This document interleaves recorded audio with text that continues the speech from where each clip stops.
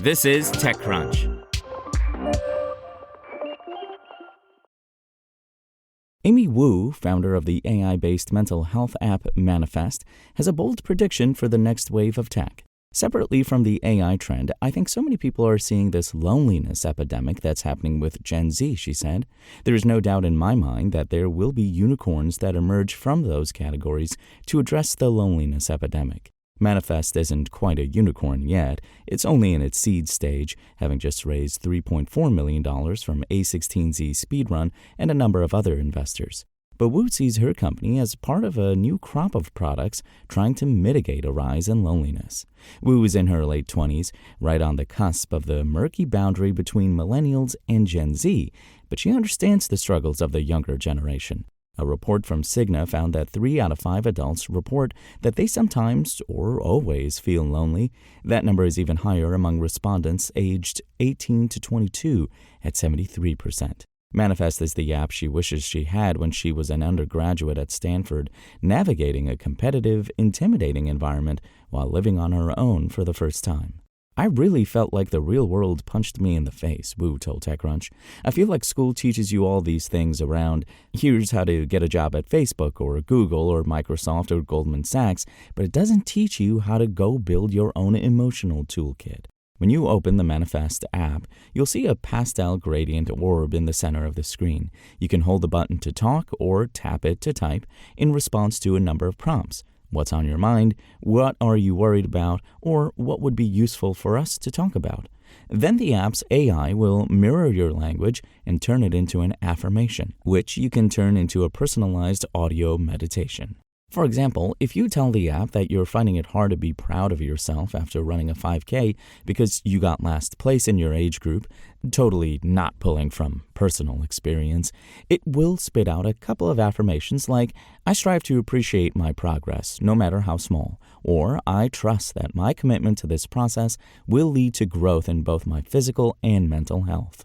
Maybe those words of AI-generated wisdom help, maybe they don't. But Manifest isn't meant to be an end-all be-all mental health solution or a replacement for actual mental health treatment. Instead, Manifest is designed to be something that you can use for a few minutes every day to feel just a little bit more grounded.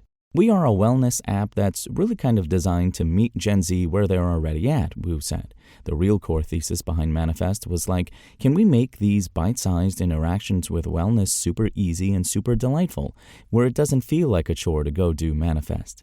In a time when young people are overwhelmed by the constant noise of social media, it may seem counterintuitive to use technology, let alone something that can feel as impersonal and amorphous as AI, to address loneliness.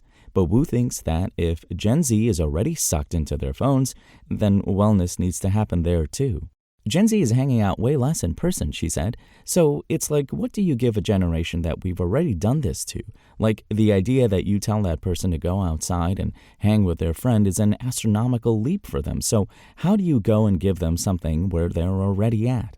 Manifest launched in stealth this summer, and so far, users have generated 18.7 million manifestations in the app. As with any app of its nature, Manifest has to navigate the ethical challenges around making a consumer mental health product with no medical backing. Wu said that there are safeguards embedded in Manifest's AI, such as redirecting users to a suicide hotline if they mention self-harm.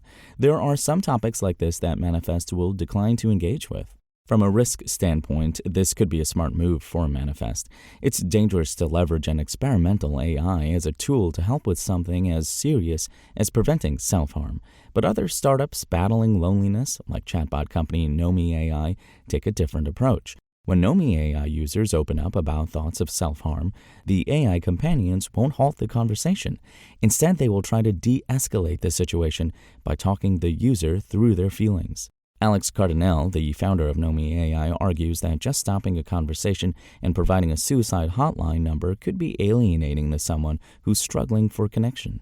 I want to make those users feel heard in whatever their dark moment is, because that's how you get someone to open up, how you get someone to reconsider their way of thinking, Cardinale told TechCrunch in a recent conversation.